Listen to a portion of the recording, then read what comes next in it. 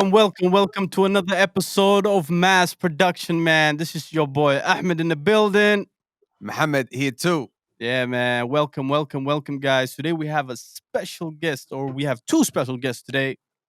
But before that, I just want to make sure all of y'all know what to do. Hit that like, share, and subscribe all day. Never forget to do that when you come over here. Make sure you're in there. Make absolutely. sure you're in there. Be Woot part of up, the woot movement. up, woot Let's up. go, baby. Yeah, Let's go. man. Today we have guests, man. We have guests that, first of all, have to say thank you in order for Very much. thank you very much to giving us this chance to be able to interview you guys. Man, these are the organization called Barrio Foundation. Barrio Foundation is a Somalia-based nonprofit charity organization operating in Somalia. The foundation has not only donated food and money to poor families and people, but also acted as an advocate for orphan children and provided them with health and wellness support in the region. Barrio Foundation has also responded to the crisis of homelessness by successfully building shelter and homeless for the homeless. And yet, is much more to come.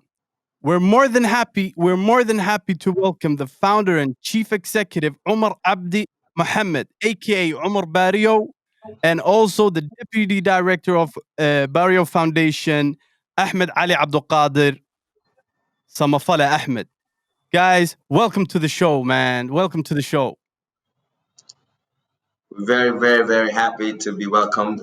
Mass Production, thanks for the invitation. We're glad to be Man, working with you guys. I just want to say again, thank you so much. We appreciate it very much, man. We appreciate very much doing for an you to be on important air, job. man. Absolutely. On this blessed month. You're making the angels work overtime over there. We try, Working brother. We try. overtime. We try. It's not Yes, easy, but we sir. try, man. We Hey, man, fasting. the angels over We there working fasting. overtime. It's very How, hot, how, and then we try tell me to tell me about the fast. the fasting. It's Alhamdulillah. It's good. We're back in the motherland fasting. Um, it's very different from being up north, like as if up in the Europe area. It's very different from back home because we're in a Muslim country. So it's like everybody's on the same program. Like where you guys at, some people are fasting and some people aren't. So it's kind of a little bit difficult. But it's much easier when you're back home in a Muslim country because everybody that you're around is fasting. You don't have to worry about your coworker eating a lunch, Right. having a lunch break. You understand me? Uh-huh. You know. Temptation. You know. It's less temptation here. Yes, sir. Yeah. How's the humidity? Does the heat play a part? Is it harder because it's hotter there? It's like a sauna. Because in Finland we got this thing called a sauna. I don't know if you don't need it in Somalia because it's hot all the time. But like in here we got this little hot room. It's super hot. That's the only kind of heat we got during this season right now. But over there you got a little bit shorter fasting time if I'm not mistaken. Because in Finland we got at best we've had up to 21 or even more hours of fasting where and we fasting for 21 or 22 hours during Ramadan. So like how is it over there? Does humidity play a role? Does anything like that you could tell us about? Uh, uh, Thank you guys for welcoming us, Mass Production. Appreciate it for having us today.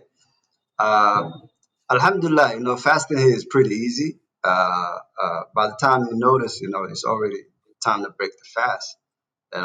It's not like I have fasted in abroad, and I have fasted here in Somalia, and I can say like 100% Somalia is pretty easier. Actually, it's pretty easier to fast here than to fast in anywhere else because the fact that you break a fast around 5 p.m. sometimes.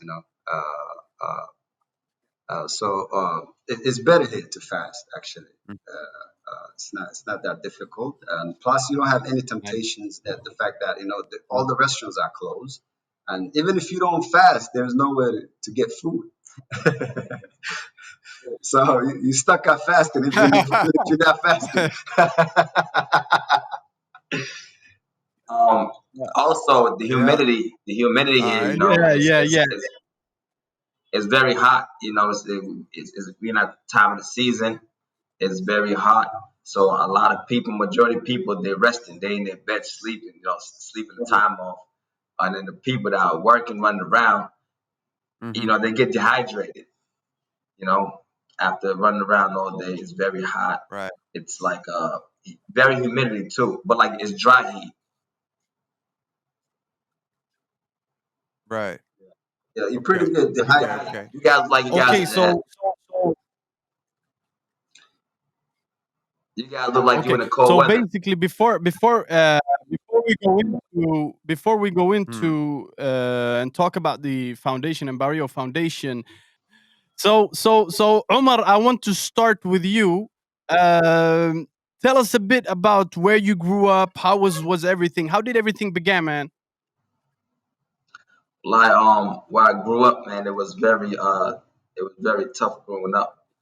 Where I was raised, you have when we first came to the United States, usually they send us like as if we came as a refugee, so they put all the refugees in like the low class neighborhood, which is like the ghetto, and a lot of drug Yeah. activities, a lot of violence that goes around in areas, and as growing up around areas was very tough. And it's like, and then being a Somali, being a Somali, going there and not be, knowing the lifestyle and the culture, a lot of times, it's very challenging. It's people that that come, that come bothering you or try to bully you, because they see that you're not one of them. So in order for them to Hmm. not bother you and to leave you alone, is you have to fit in with them and be like them. Hmm. And that Hmm. was kind of like the difficulties, as growing up Right. over there at a young age. Okay. Did both of you did you guys were you from the same neighborhood with No, Omar Abdul Mohammed? no, we from two different sides. We from two different cities. The city is Boston, but two different districts. District. Two different districts. So he's like District. 15 minutes away from where I grew up, like that. I'm sorry, come again? I said we from two different districts. Like for instance, I was raised in South Boston, Right. and he's raised in Dorchester. So we two different districts. We came from two different districts. So we about like 15 and 10 minutes apart from each other. Not that far, but we're still in the city of Boston. Okay. Is Right. is there a big Somali community in Boston? I've never been to Boston or the US in general. So like is there is there a big community? Is there pockets of Somali communities in different parts of Boston or Uh, the community in Boston is pretty much spread. Uh, there is no one community where one neighborhood there is that many Somalis. Like, for instance, like in Minneapolis, you have all the Somalis in one area. With Boston, it's pretty different. There's so many neighborhoods, and you have five families living in different. Like every neighborhood, there's about five families, two families, one family. It's spread through the whole city. So it's pretty tough to pretty much kind of see each other. But there's one place, the headquarters, which is Roxbury. That's where you will find all the Somalis. So if you guys ever go to Boston, you're looking for Somalis, you have to go to Roxbury Crossing. Uh, Hmm. the restaurants or the Hapshil That's or what you the want train to station. say. That's where you find the Somalis. Yeah. Yeah, man. So if I Nice. ask Samafale Ahmed, do you think that you guys like do you think that Somali civil society in Boston, matter of fact, like the state, like the whole states, have approached the youth like in the streets like correctly? Like have they like try to help the youth like that are in the situations that Omar was talking about? Yes, yes, yes. There is a Somali Youth Center in Boston Okay. where they do a lot of programs there for the youth. They have summer jobs for the youth as well. In 1997, I worked there once. My first job was with the Somali Youth Center, you know, for summer job program. Okay. Yeah, so yeah, there's a lot of guys who's Okay. willing, who's there to But help. do you think that okay? So Yeah. but do you think that it's effective? Because as I hear, I don't know if I'm wrong, but as I hear and see also, on social media, is a lot of gang violence within the United States, within the Somali community, within the Yeah. Somalis, and I feel like, and not only there, but also here, that the civil society, like the Somali civil society, like it has no effect in a way. You understand? Like you have the masjid, and then Yes, you do have the So Aliyah the there's like a Somali, but it's not. You see, so there's like a disconnect yeah. between the yeah, youth and there is the this. older generation, between the generation that was. Yeah, go on. Yeah, there's a Tell me. huge disconnect. The fact, the way they approach the problem, the way they approach these kids. You want to find someone who can relate to the kids. And instead of just telling them what to do, Mm. there is no relationship between the community and the neighborhood kids. The fact that there is no relationship, there is no, they don't relate. First, you want guys that been through the same thing they've been through, that they going through. That can tell them, hey, listen, this is Yes. not how it Yeah. is. And, we don't have those type of guys. Like growing up, me, I didn't have a big brother. I'm the oldest of the family, so I had to Mm. Yeah, man. protect my family. Basically, especially I lived in one of the most dangerous neighborhoods in Boston. It's called Danger Stuff. you know, They call it Dorchester, but nickname All is right. called Dangerster. Yeah. so uh, there's a huge gap, when it comes to the community and the neighborhood kids. There is no correlation. There is no link between them. I mean, 100%. Yeah. And I feel like, and this is, I posted on That's why. Facebook, like posted on Facebook the other day. I said that in order for you to be able to even have a conversation with these guys, you have to understand the mentality. You have to understand the way they think. You have to understand like because it seems like, I'm sorry, but it seems like a lot of us Somali, grown ups, and etc. They see them as being bad, and that they think that they are thinking bad all the time. I believe that most of those guys and most of the brothers, out there, they want to be good, but they don't feel invited. If I'm not wrong, you see what I'm saying, Mo? I feel like there's a major disconnect because they're not speaking the same language. Say, I feel like at least when I grew up here, right? Finland. I don't know if you know much about Finland, but Finland was very, very, very racist, man. It was very racist, and when we came here, and there was a lot of problems, you know. And the difference is like the Finland that I grew up in, and the upbringing that my parents had is different. My parents grew up back home where they're the majority.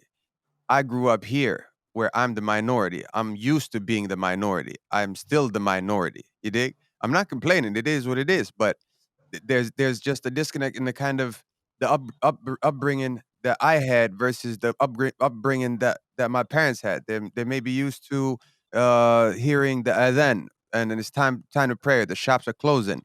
Me, I'm Mm. used to hearing rap songs, and you know, there's some racist people chasing some foreigners and all these kind of things. So Yeah. there's there's grown ass people. We like in when over here for real. It used to be there was a lot of situations because in the media, I don't know how. Like I'm gonna get to Boston, and but in Finland we had the media was talking a lot about Somalians. They're like, oh, there's like 30, 40 Somalians. They're a gang. No, this is for our own protection. We're just trying to stay safe, because we can't count on other people to keep us safe. So we got to keep ourselves safe. And they labeled us as gangs. You know what I'm saying? And then the all these negative things followed. You know, so which our parents didn't have to go through. So I just wanted to know, like, was it? Did you feel the same way? Like, how old were you when you came to Boston? So, did you feel the same way as Mm, I just yeah. described about the upbringing and maybe the reasons for the disconnect? Omar, yeah. Okay. Um,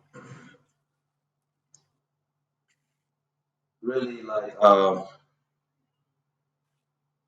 like everybody grew up differently over there, and some people, you have people, they join in their own like their own ethnicity group, you know, like they have a gang with their own ethnicity group. Then you have Right. some people who join a gang because of where they grew up at. Like, let's say this is the area that you grew up.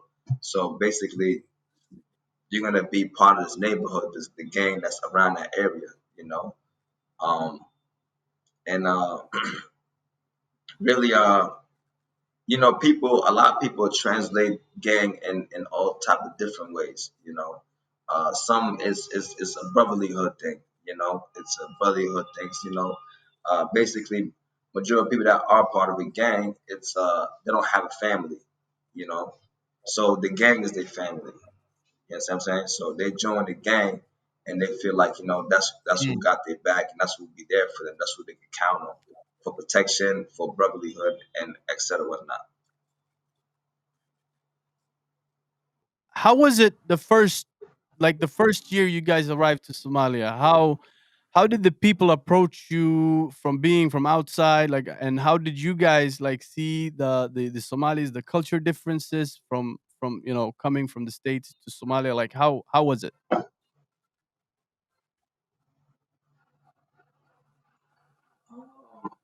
When I first came here, it was like a total shock, being as though being from being growing up in the European country, and then coming home, back home, it was just a total shock. It was like a 360, So Yeah. it kind of took a while for me to adjust, you know, um, get used to the culture, the Mhm. way that people think, you know, stuff like that.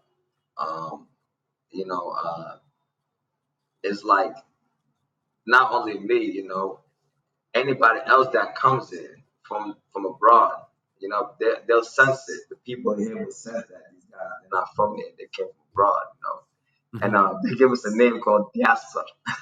Diaspora, diaspora. Diaspora. They call it diaspora, right?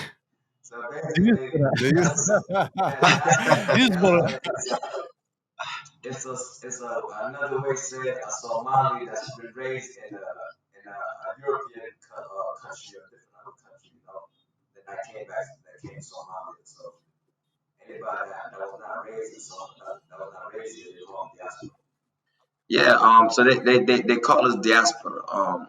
You know, that's the way they determine people like us. Or people that come to the country, period, that come from either Canada, London, Finland, wherever, they will call you diaspora. Um, it's, it was kind of a little difficult to adjust, being as though having a European mentality and coming back home. Um, the people, they like to stare at you a lot, They like to stare a lot. They have eye problems. Yeah. Especially me. I don't look Yeah. Somali, right?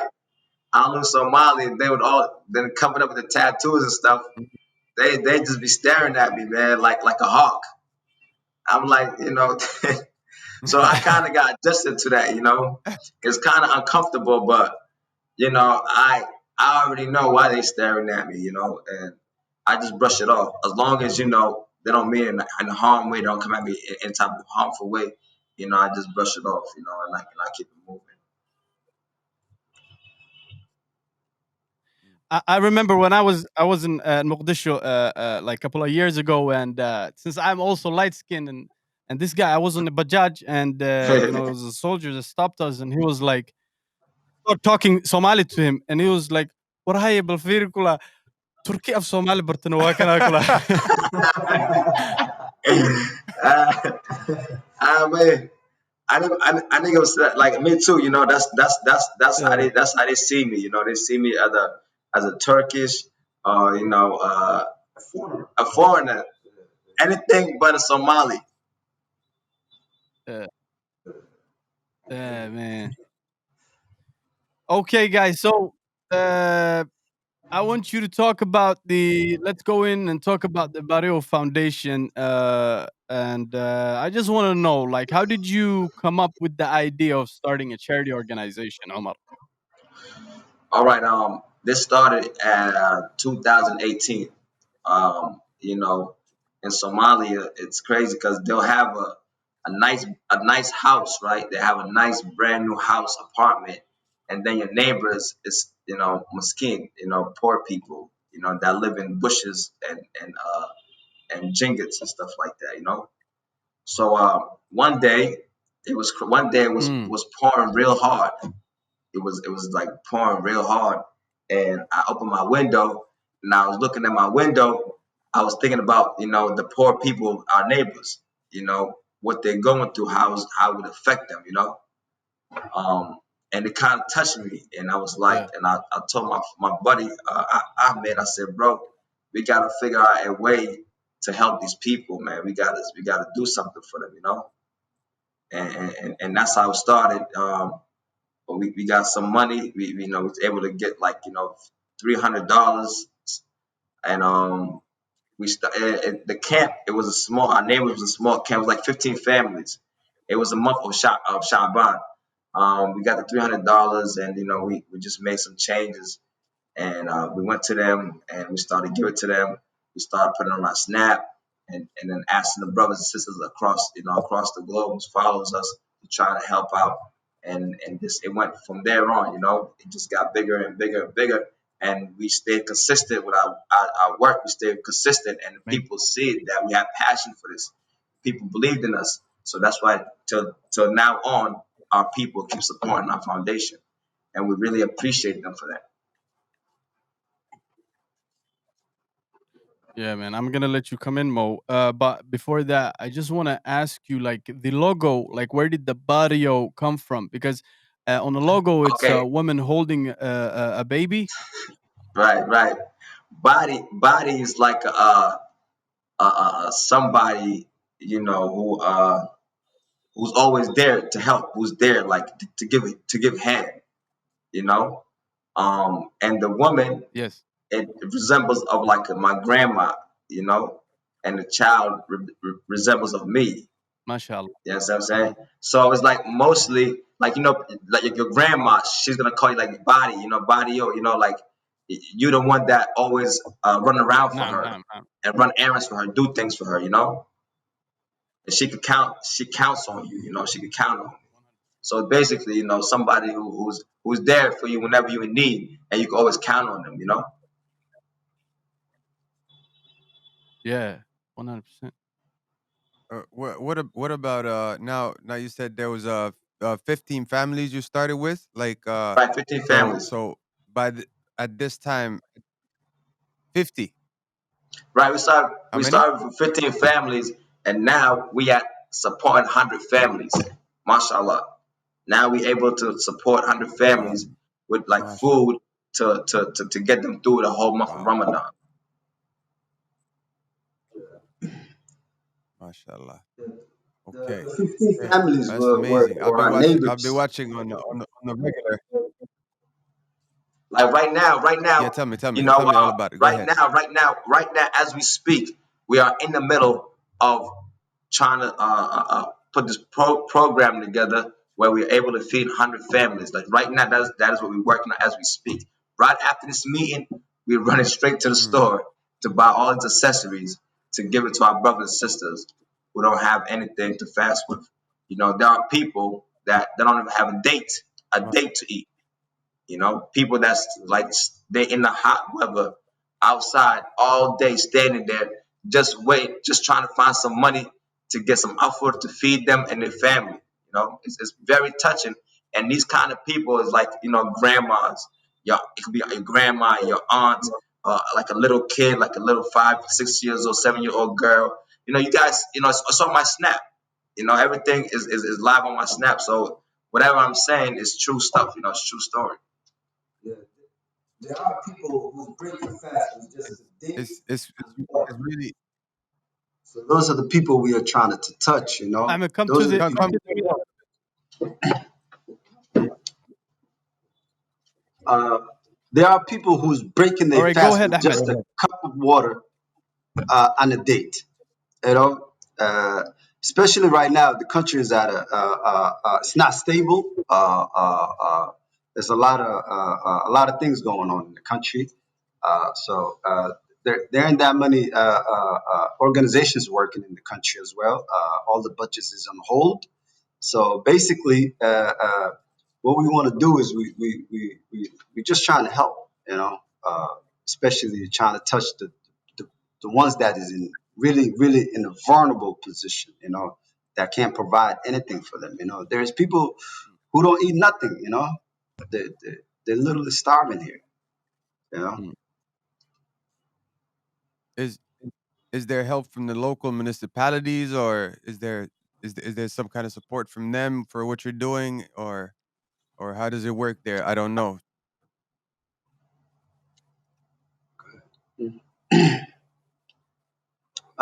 The municipalities, they're doing something, but it's not much. Basically, you know how things go here, but pretty much, we don't Right. care what other people are doing. We're trying to just focus on what we can do. Yeah, yeah, What we can do to help.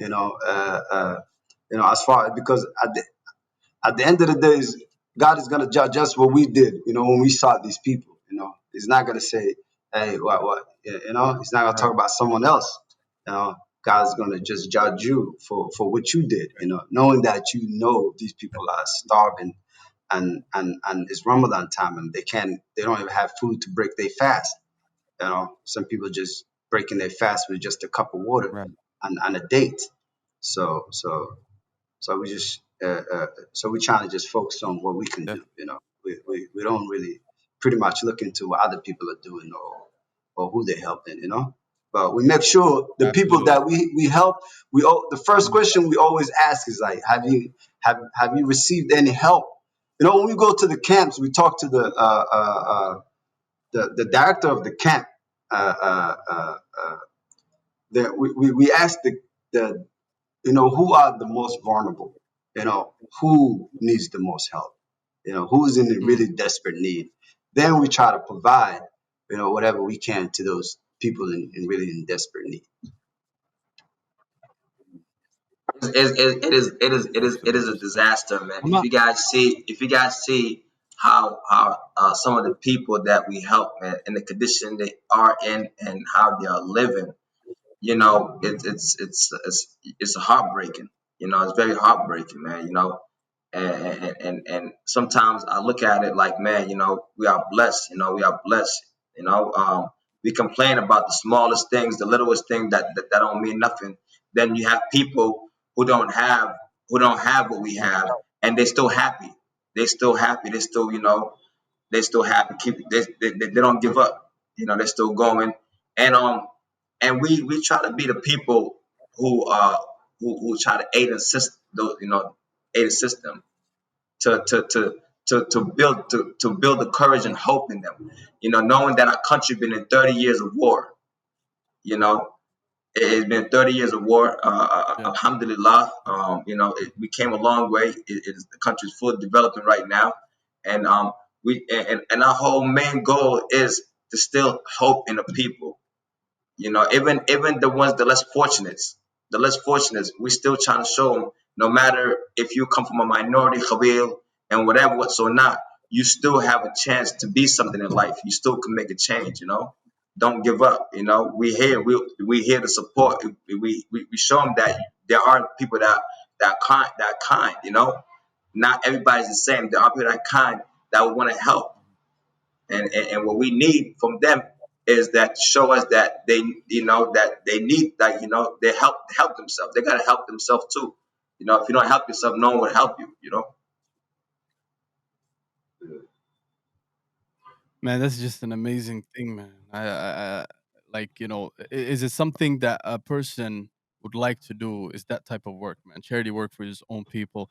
We don't have too much time. Mhm.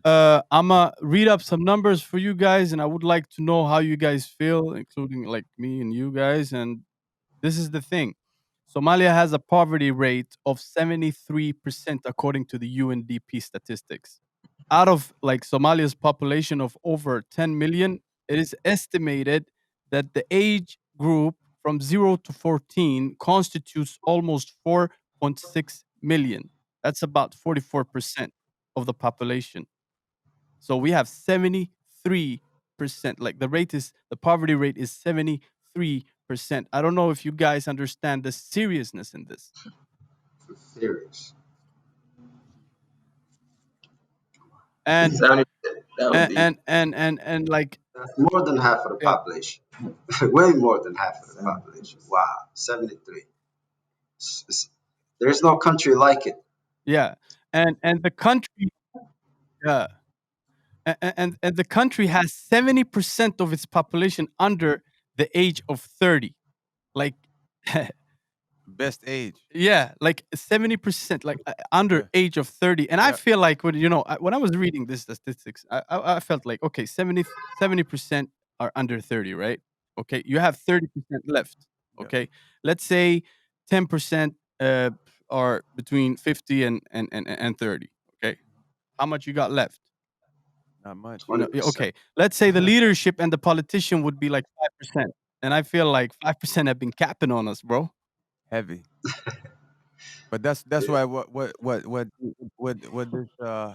this the Barrio Foundation has been doing. So so you know what I'm saying, at the end of the day, I believe that that everybody is gonna get what they deserve. You see, whether you give an Adam's way to good, you're gonna get it. Whether you do an Adam's way to bad, you're gonna get it.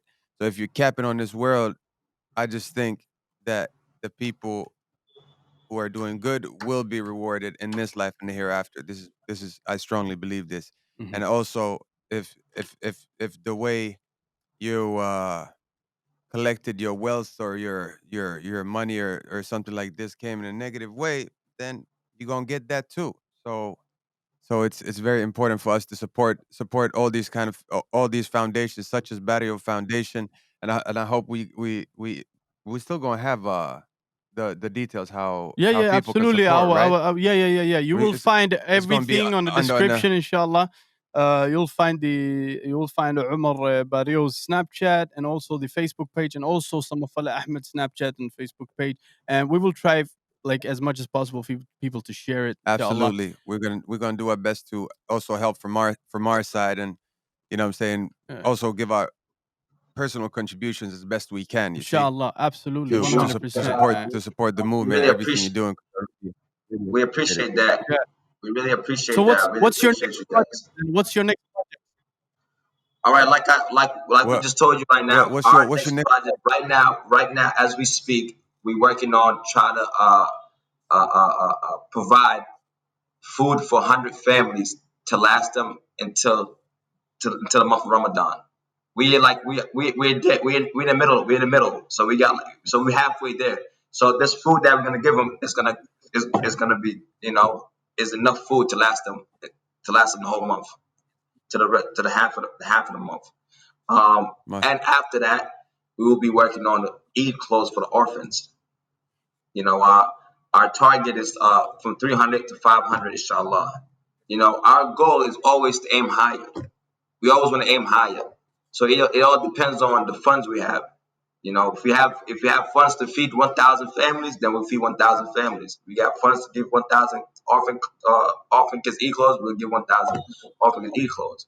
So everything relies upon our funds, and the way we get our funders right now is just from our Muslim brothers and sisters that that's across the globe that follow us on Snapchat and social media. That's how we get our funds. We don't get no funds from government. We don't get no funds from any other organizations. This is something that we Wow. put out there ourselves, Amazing.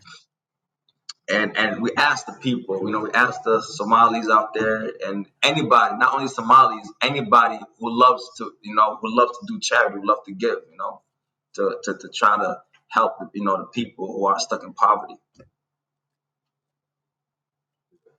Plus, we provide What? every day. Just to Plus, we provide every day with go ahead. a hot meal to panhandlers. Old ladies that's on the streets, that's panhandling, that's sitting there all day in the sun. They probably don't even make a dollar. So when it's uh, when it's time to break fast, حول. around 4 o'clock, 4:30, we provide a hot meal to Bro, those panhandlers. it's so real, right? It's so real. It's so real that yesterday when me and brother Ahmed, we was passing out the food, he put a bag out with like a star with the trays, like about was like 7 8 trays. He put out the window, and they all just came like ambushed. Yeah, they snatched it out of my hand. They all ambushed, was fighting over it. Wow. Yeah, And yeah. it's crazy, man. Food, bro. It's Can you believe that, man? The people are Wallahi, we have to be It's grateful for what we have, we man. gotta be very grateful for yeah, for the money we spending out here for nothing. For Yeah, real. wallahi. It's I wanna ask you a question about like when it comes to the cost of the food and stuff. Like let's say for what you're spending here, $5 for a happy meal. Sorry, €5 for a happy meal. You know what I'm saying? What would your foundation be able to do with the value of something as small as a happy meal's worth over here? uh, that $5 we could provide a hot meal to five people, basically. Those trays we passing out is $1 subhanallah. each, and Dollar it each. has rice, Wow. meat, with the banana, and a drink. We could provide with 5 families. Does it come? I mean, five people. So you're Excuse telling me. me for the so No, so you're telling no, me for it's the a price of pound, a so it's movie. gonna be 6 people. Yeah, a pound right there, 5 pounds. So so so just to be clear, so for the price of a movie ticket in Finland is €10.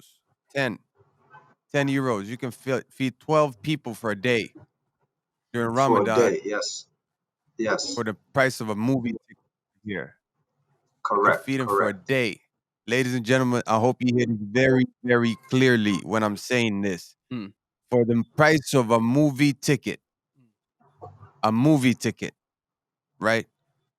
The price of one movie ticket is €10, and that will feed 12 people back home for a day. Allahu 12 Akbar. people. Allahu Akbar. So think about that. That's amazing, man. That's a Well, I lunch think right there. about that. This is amazing. Just a side thing. The Syrian and the Yemeni refugees in Somalia. Can you give us a little bit there? Like, because lately we've been seeing in media and also the news, there's a lot of Syrian and Yemenis in the streets of Mogadishu and also in other places in Somalia. Well, the Syrians and Yemenis, we see them sometimes. We see them sometimes. They're in the middle of the street, just like any other person, who's looking for some type of help. They're there. Um, we can't tell you who's helping them, who else is, what the government is doing for them, or who's doing what for them. But we always see them out there, whether it's a father and Yeah. his son, or a mother and her son or daughter, and they just, I don't know, they just looking for help. I don't think that they are really really looking for help, because they was really looking for help. Then there are people was trying to help. There's people that was trying to help them. I guess the UN was trying to do something for them, but I guess they didn't want their help, so they just want the money. They just want the money, money, money, money. From my observation, this is my Right. observation. I'm not saying this is not what I've heard or Yeah. what this is Yeah. from what Yeah. I saw. The Yemeni, they're fine, man. They Yeah. here, they're working. They opened up shop. Yeah. They came here. My whole street, Okay. they got like Great. that. Grilling chicken. My whole street, man. They got like 5 Yemeni stores, man. Grilling chicken outside in a grill.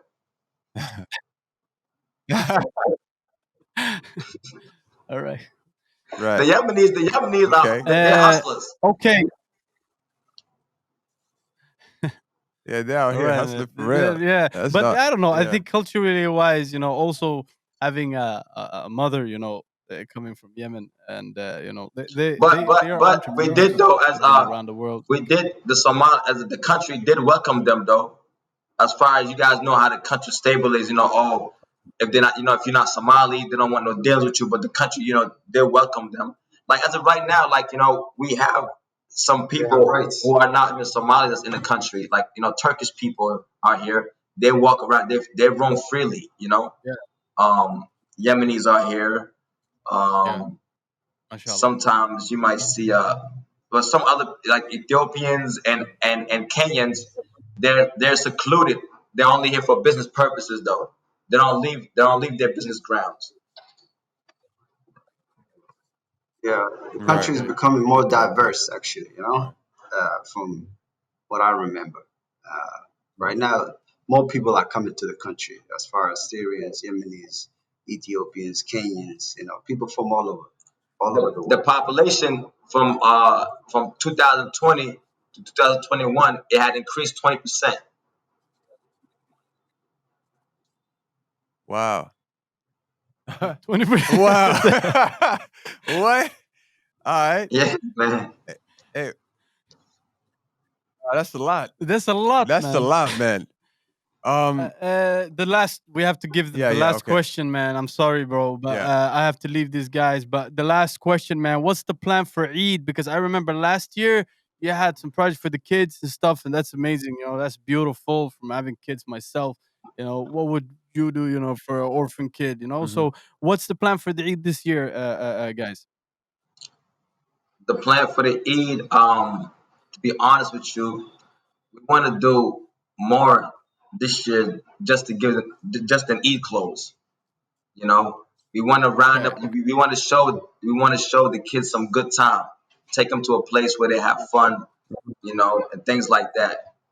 Because unfortunately, orphans, so they don't have a father. So we kind of want to be that person to play a big brother role for them. To take them out, show them some good time. Um, I was thinking one of our plans was I would sit down with my team was to take them to Dar es Salaam. Dar es Salaam, they have like amusement park over there. So what we would do okay. Yeah. is we'll Yeah, probably yeah. I've been rent there. It's rent very a nice. few buses. We'll probably rent a few buses and take the kids over there, to have fun. And some of these kids, to be frank, some of these kids never went to never left their area, like never left the area that they grew up because of funds. They don't have the money. So we want to be we want to bring some light into So their it life. becomes like a trip, even though it's like within the region. Within the region, it will become like this trip, like that's That'll be amazing, man. exciting. Hey, that's I'm that sure that's a they love very that. good plan for the Eid, man. And we're gonna Yeah. try to do as much as possible from our side. But Yeah. Whether they watch this or not, we will try to do whatever we can. Yeah, bro.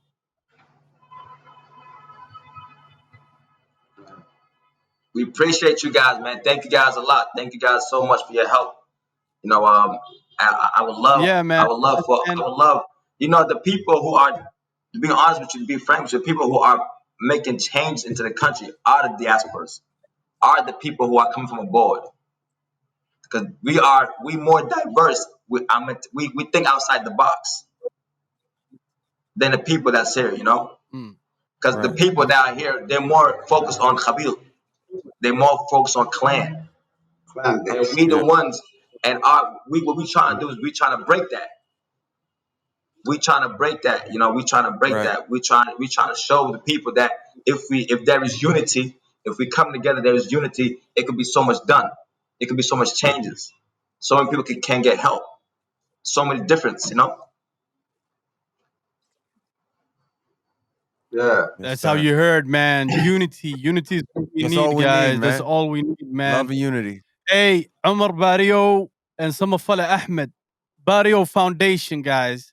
Thank you so much for this, to come into the show, man. We're Absolutely. very, very happy to be having you guys. And listen, inshallah ta'ala, we will have you guys again, inshallah. There's Back. more Eid. Inshallah, Ramadan is coming next year again. I know they're busy Garcia. though. I know they're busy. So you know what I'm saying? We still gotta check on them, Yeah, you know. yeah. Yeah, After We hope obviously. Ramadan, after we hope they Ramadan, ain't inshallah. yet. We just no problem. You know, I hope you ain't tired of us yet. You know, Yeah. we just trying to, No, no. We get appreciate you it, back brother. It's Like on I and beautiful. said, man, I would love to keep going and going. As you can see, I'm enjoying this. I'm enjoying it. You know. Yeah, Yeah, thank man. you And we so want to much. thank our Thank you production all. team, bro. Thank you, production. Team Mass Production. Thank you And guys. and Thank you and guys. and yeah. Ahmed, your team, Muhammad and the whole All right, team. the guys. whole team. جزاك الله خير. Thank جزاك you. الله Thank خير. you. إلهي هنقرب قلو. I mean, All right, guys. As you see, all man, the best. go to the descriptions, go Like, and follow and like and share, share all of and that good everything. stuff. Leave comments. Yes. Donate to the foundation. You heard it already. Yeah, man. Movie tickets, €10 in Finland. All right, €10. This gonna feed 12 people for a whole day. Wherever you are, man. Skip the movies. Ain't nothing good coming up anytime soon. Anyway, you did what I'm saying. So make sure you send it over here. Do yourself a favor. Make sure the angels is working overtime this Ramadan. Okay. Yeah, You know what I'm saying? absolutely. Just making sure that you know this. I Yeah. want you to leave you with that message. This 100%. important stuff that they doing, 100%. and we trying to donate. We trying to share as well. I hope you all share, and everybody following this is going to do whatever they can, Yeah, either inshallah. sharing, Inshallah. supporting this Inshallah. movement. This is very important. Okay. We have wait. yeah. Ramadan time is the time to help. If Yeah. there was no time like Ramadan time, you want those angels to work overtime. Yeah. You know what I'm saying? These two 100%. these two gentlemen, they working overtime. Make sure your angels is getting off their ass and working overtime too. Get this fast, get extra bonus. Ramadan is like the bonus round in Super Mario. You running through money. Let's get this ajr. That's all I'm saying. I'm done talking. I'm sorry. I Inshallah, just man. got excited. My bad. We have a civic and moral responsibility to respond to these crises, guys. So, inshallah, tune in. Thank you very much. Thank you guys. Thank you guys. Peace.